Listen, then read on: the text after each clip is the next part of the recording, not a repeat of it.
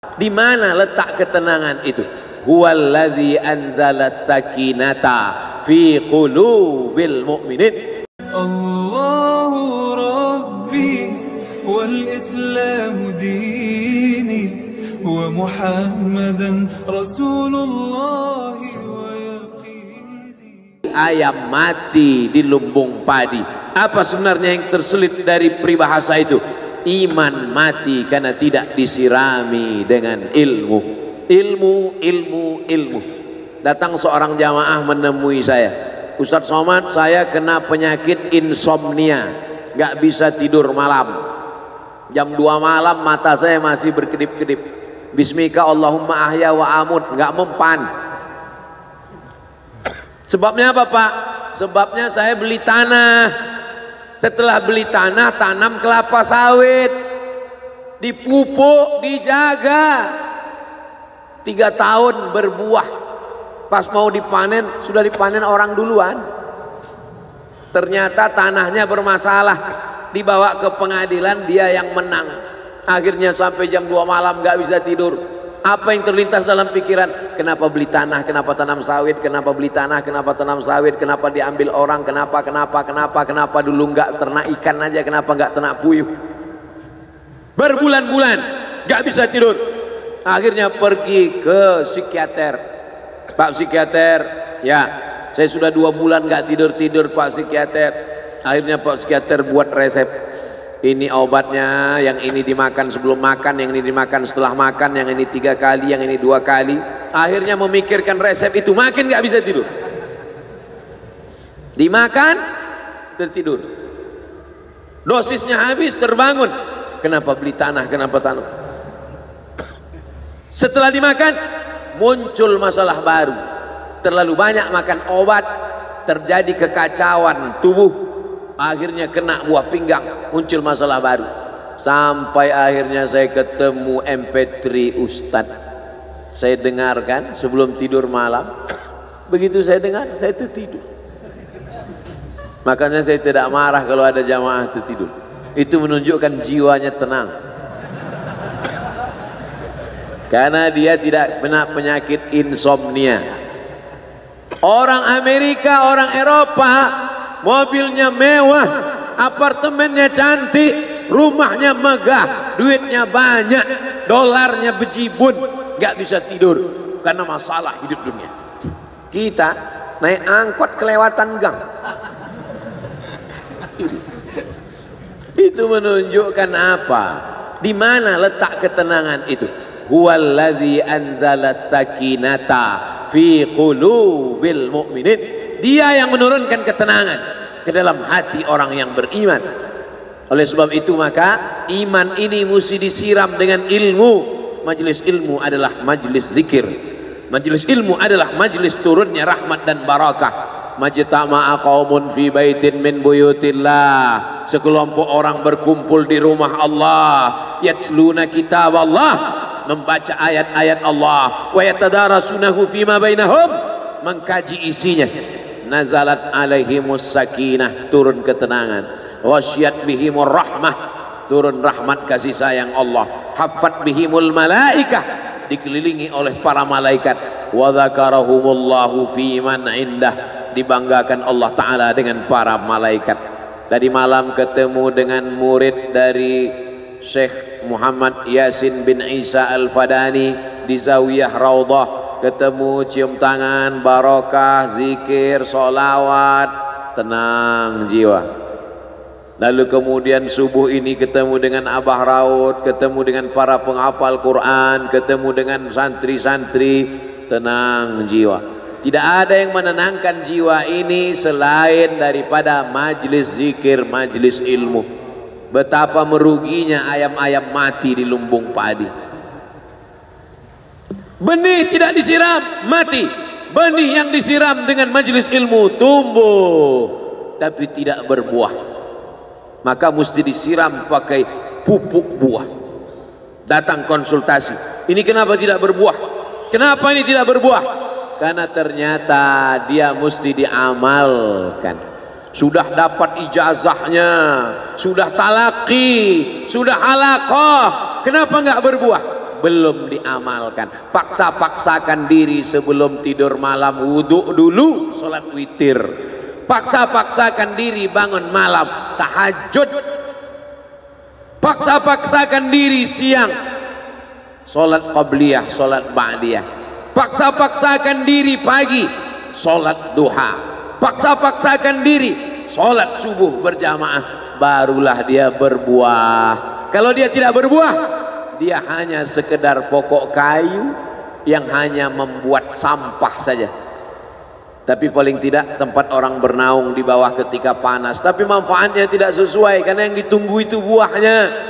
Masa pohon kayu rindang besar tidak berbuah, sementara semangka yang kecil buahnya besar? Oleh sebab itu maka mesti berbuah. Benih disiram, berbatang, berputih, berbuah. Buahnya ranum, cantik dan indah. Begitu dibelah tak bisa dimakan. Kenapa? Ulat semua isinya. Oleh sebab itu mesti dijaga. Benihnya disiram. Apa yang bisa menjaga ini? Diprotek dia. Kenapa apel tidak dimakan ulat? Bukan karena ulat tidak sanggup beli apel, tapi karena disemprot pestisida. Ulat tahu ini ada pestisidanya, maka dia tidak makan. Kita nggak tahu, dimakan. Ikan asin tidak dikerubungi lalat, tidak ada satupun lalat yang hinggap di ikan asin. Kenapa? Karena lalat tahu ikan asinnya pakai formalin. Manusia nggak tahu. Pintar mana manusia dari lalat? Jangan jawab. Akhirnya orang makan, menumpuklah pestisida dan formalin dalam darah. Apa namanya? CANCER, cancer. Karena dia tidak larut dalam tubuh. Yang lain-lain larut. Makanan-makanan larut menjadi energi, menjadi sampah, dibuang menjadi kotoran. Sama seperti daun, kalau jatuh ke tanah larut menjadi pupuk. Tapi plastik tidak larut, maka plastik sampah bertebaran. Oleh sebab itu maka ini mesti dijaga. Apa yang bisa menjaga buah apel supaya tidak berulat? Jagalah dia dengan ikhlas. Kamu kenapa nggak ke masjid?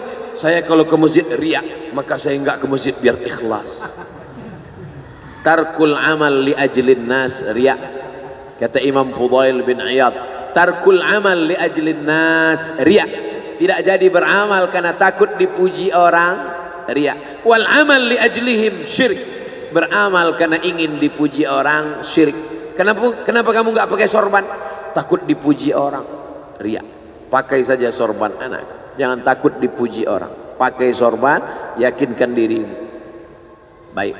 Ustaz, kenapa nggak pakai sorban? Ada masanya nanti pakai sorban. Tarkul amal li ajlin nas riya. Tapi beramal, tapi saya nggak tahan Pak Ustadz, dipuji orang.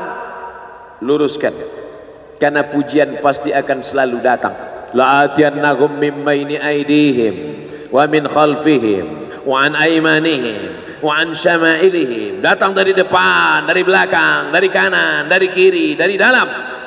Alladzi yuwaswisu fi sudur, dari dalam, dari depan, dari belakang, dari kanan, dari kiri, dari dalam. Dari dua aspek, minal jinnati wan nas, dari yang zahir, dari yang batin, berdatangan dia. La ughwiyannahum, aku akan goda anak cucu Adam. Sampai kapan?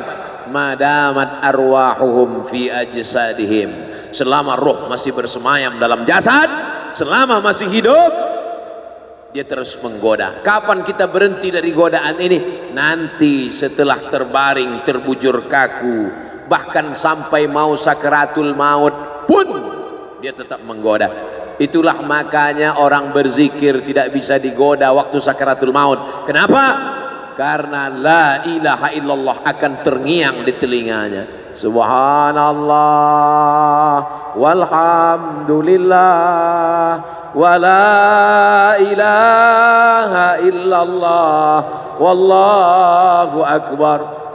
Subhanallah walhamdulillah wa la ilaha illallah wallahu akbar.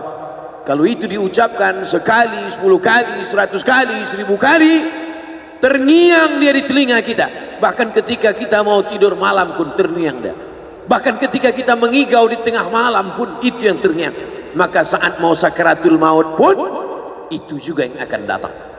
Apa yang kau ucapkan, apa yang kau dengar, apa yang kau pikirkan, apa yang kau renungkan, itu yang akan datang waktu sakaratul maut. Seorang bapak sudah diponis dokter, panggil istrinya, panggil anaknya, bawa ini ke rumah, nunggu malaikat maut datang. Sudah nggak ada obat. Bapak sudah koma, nggak sadar-sadar di rumah sakit. Kalau tetap dipertahankan di ruang ICU, hanya ngabiskan uang saja. Dokter kasihan dengan keluarga, bawa ini pulang. Karena kalau dibawa pulang pasti mati. Begitu mau dibawa pulang, matanya terbuka, sadar dia. Sadar. Ketemu sama saya tanya, apa yang membuat bapak sadar? Waktu saya sedang koma itu datang Abdul Somad. Terus apa kata Abdul Somad itu? Nanya kapan tablik akbar. Akhirnya saya terbangun. Kapan tablik akbar? Saya terbangun, saya pulang ke rumah, saya kumpulkan panitia buat tablik akbar. Datang, saya heran. Kok bisa saya yang datang waktu itu? Saya mencoba menganalisa, kenapa waktu dia koma itu saya datang. Saya tanya, Bapak kalau di rumah ada nonton YouTube? Ada. YouTube siapa? Abdul Somad. Oh.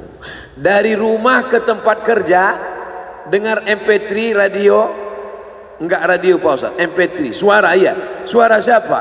Ceramah Abdul Somad. Baru saya connect. Ternyata apa yang sering didengar, apa yang sering ditonton, apa yang sering dipikirkan, itulah yang akan datang ketika kita koma. Hati-hati yang suka sinetron Korea, hati-hati yang suka Bollywood. Itu yang akan datang nanti waktu kau koma. Saudara yang dimuliakan, saya tidak nakut-nakuti, cerita aja.